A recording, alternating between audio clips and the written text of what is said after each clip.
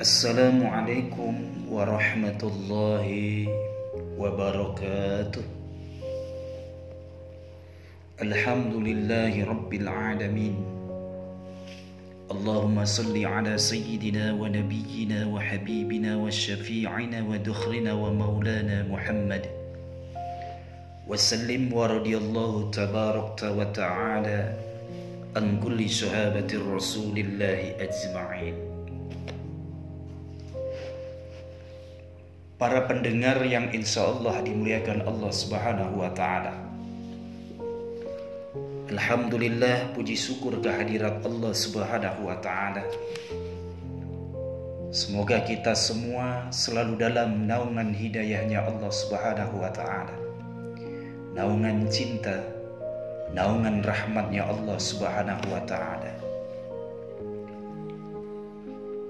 Salawat dan salam untuk beliau Rasulullah Muhammad sallallahu alaihi wa alihi wasallam. Semoga dengan memperbanyak salawat kepada beliau di yaumil mahsyar nanti kita mendapatkan syafaat dari beliau Rasulullah Muhammad sallallahu alaihi wasallam. Pendengar yang insya Allah dimuliakan Allah Subhanahu wa Ta'ala, pemirsa Ashifa Studio, para muhibbin yang insya Allah dimuliakan Allah Subhanahu wa Ta'ala. Tema kita saat ini adalah tentang awal penciptaan. Sengaja tema ini saya ambil daripada sebuah kitab klasik, kitab tasawuf Sirrul Asrar.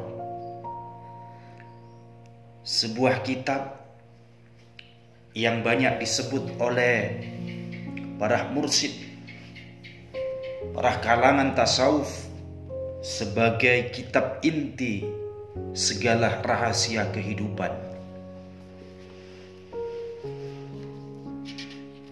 Yang mana kitab ini merupakan salah satu kitabnya Sultanil Aulia Syekh Abdul Qadir Al-Jailani radhiyallahu anhu.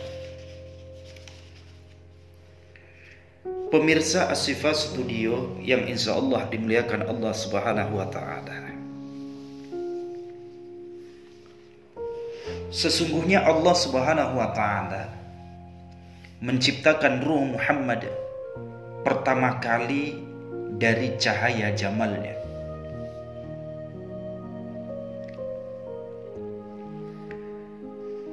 Hal ini dikuatkan oleh firman Allah Subhanahu wa Ta'ala di dalam sebuah hadis qudsi, bahwasannya Allah Subhanahu wa Ta'ala berfirman, khalaqtu Muhammadan awalan min nuri wajhi.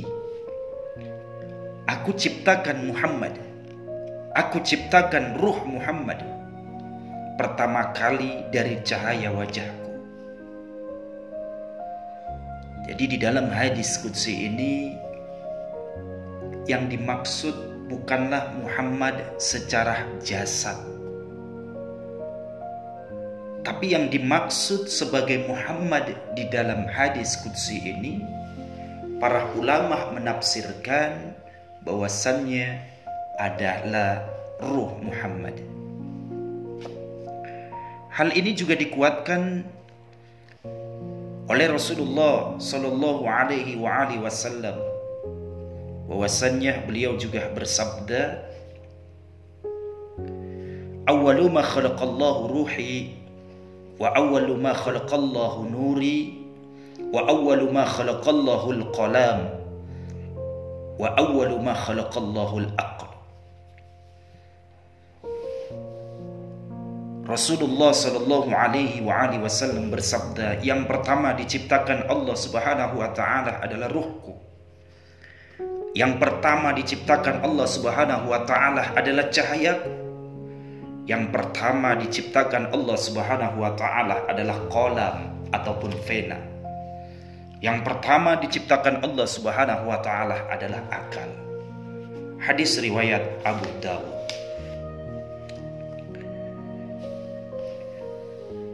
Hadirin pendengar pemirsa Asy-Syifa Studio yang insya Allah dimuliakan Allah Subhanahu wa Ta'ala. Semuanya itu adalah satu makna, yaitu hakikat Muhammadiyah, tapi kemudian disebut cahaya ataupun nur Muhammad, karena begitu bersih dari segala kegelapan yang menghalangi jalalullah. Sebagaimana firman Allah Subhanahu wa Ta'ala di dalam surat Al-Maidah ayat 15. A'udzu billahi minasyaitonir rajim. Bismillahirrahmanirrahim. Qad ja'akum minallahi nurun wa kitabun mubin. Sesungguhnya telah datang kepadamu cahaya dari Allah dan kitab yang menjelaskan. Pemirsa Asy-Syifa Studio yang insyaallah dimuliakan Allah Subhanahu wa Ta'ala. Disebut juga akal karena ia yang mengetahui segala sesuatu. Disebut juga pena karena ia adalah sebab peralihan ilmu dari Allah kepada makhluk. Seperti halnya pena yang telah menggoreskan ilmu di alam huruf, dunia keilmuan misalnya. Maka Ruh Muhammad adalah inti alam semesta, sebagai makhluk yang pertama kali ada sekaligus pokoknya. Dan Rasulullah Shallallahu Alaihi Wasallam bersabda, "Ana minallah, wal mu'minuna minni." Aku dari Allah, sedangkan orang-orang mukmin dariku. Pemirsa Asy-Syifa Studio, para pendengar yang insyaallah dimuliakan Allah Subhanahu wa Ta'ala. Dan Allah Subhanahu wa Ta'ala menciptakan semua ruh makhluk dari Ruh Muhammad di alam lahud dalam bentuk terbaik dan hakiki. Maka Ruh Muhammad adalah nama bagi keseluruhan ruh manusia di alam lahud. Maka dalam hal ini alam lahud adalah al-watan al-ashri, negeri asal. Kalau dalam tasawuf Jawa disebutkan, para wali songo mengistilahkan adalah oma keprabon. Setelah masa 4000 tahun di sisi Allah Subhanahu wa Ta'ala, dari penciptaan Ruh Muhammad berlalu, Allah Subhanahu wa Ta'ala menciptakan ars dari cahaya Ruh Muhammad, dan dari cahaya itu pula makhluk-makhluk lainnya diciptakan. Nah, selanjutnya ruh-ruh tersebut dikembalikan ke alam yang paling rendah, yaitu alam fisik. Sebagaimana firman Allah Subhanahu wa Ta'ala di dalam surah At-Tin ayat 5. Bismillahirrahmanirrahim. Summa radadnahu asfala safilin. Kemudian kami kembalikan dia ke alam yang serendah-rendahnya.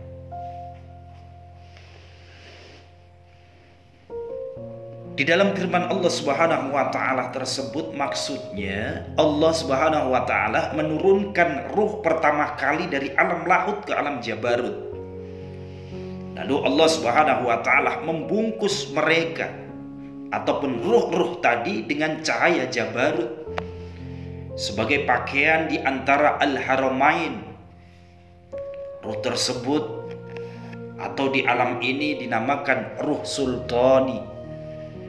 Nah, kemudian Allah Subhanahu wa Ta'ala menurunkan ruh-ruh tersebut bersama pakaian mereka ke alam malakut. Lalu Allah Subhanahu wa Ta'ala membungkus mereka dengan cahaya malakut. Ruh tersebut di alam ini dinamakan ruh ruhani. Nah, kemudian lagi Allah Subhanahu wa Ta'ala turunkan ruh-ruh tersebut ke alam mulk. Lalu Allah Subhanahu wa Ta'ala bungkus mereka dengan cahaya mulk. Maka ruh tersebut di alam ini dinamakan ruh jasmani. Selanjutnya lagi Allah Subhanahu wa Ta'ala menciptakan jasad, sebagaimana dijelaskan dalam firman Allah Subhanahu wa Ta'ala di dalam surah Toha ayat 55. Bismillahirrahmanirrahim. Minha khalaqnakum wa fiha nu'idukum wa minha nukhrijukum taratan ukhra. Dari bumi atau dari tanah itulah kami menjadikan kamu, dan kepadanya kami akan mengembalikan kamu, dan daripadanya kami akan mengeluarkan kamu pada kali yang lain, pada waktu yang lain. Kemudian lagi Allah Subhanahu wa ta'ala memerintahkan ruh agar masuk ke jasad, sehingga ruh pun masuk ke dalam jasadnya dengan perintah Allah. Hal ini diterangkan oleh Allah Subhanahu wa ta'ala di dalam surat Al-Hijr ayat 29. Bismillahirrahmanirrahim. Wa nafakhtu fihi min ruhi. Dan aku tiupkan ruh ciptaanku dariku.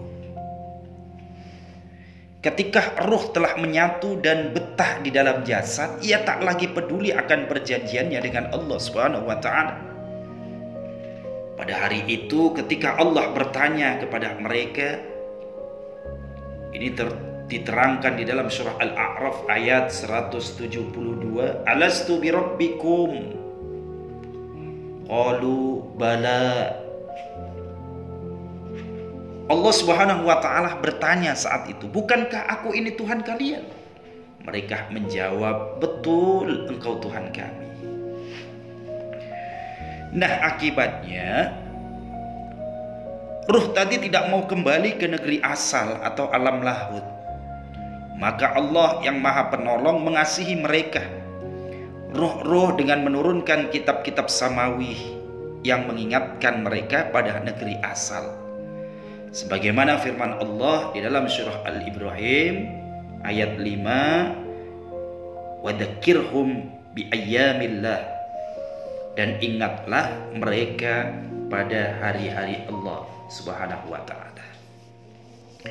Maksud hari-hari Allah Subhanahu wa ta'ala di sini adalah hari-hari keterhubungan, wisol, antara Allah Subhanahu wa ta'ala dengan seluruh ruh pada masa terdahulu. Pada dasarnya para nabi berkali-kali datang ke dunia kemudian kembali ke akhirat adalah untuk mengingatkan hal tersebut atau negeri asal. Namun sedikit sekali kita sebagai manusia yang kemudian ingat kembali dan rindu pada negeri asal. Sedikit pula dari mereka yang bisa sampai atau wusul ke negeri asal. Nah, hingga nubuah ataupun kenabian memenuhi ruh mulia Nabi Muhammad SAW, penutup risalah dan memberi petunjuk dari ketersesatan. Kemudian Allah Subhanahu wa ta'ala mengutus Nabi Muhammad pada manusia-manusia yang lalai itu, untuk beliau singkap basyirah mereka dari kelalaian yang lelap.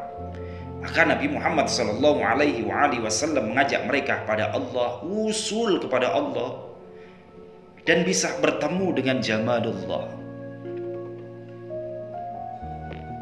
Jamalullah di sini disebutkan menurut para ulama di dalam kitab Abdul Karim Al-Jili Al-Insan Al-Kamil fi Ma'rifati Al-Awakhir Wal-Awail, bahwasannya yang dimaksud jamalullah di sini adalah Allah Subhanahu wa ta'ala di alam asma dan sifat. Allah Subhanahu wa ta'ala berfirman, "Qul hadhihi sabili ad'u ila Allah ala basyirati ana wa manittaba'ani." Katakanlah Muhammad, inilah jalanku, aku dan orang-orang yang mengikutiku, mengajak kamu kepada Allah dengan basyirah, dengan keyakinan. Nabi Muhammad SAW juga bersabda, sahabat-sahabatku itu laksana bintang gemintang. Kepada siapa saja kalian mengikuti mereka, pasti akan mendapatkan petunjuk.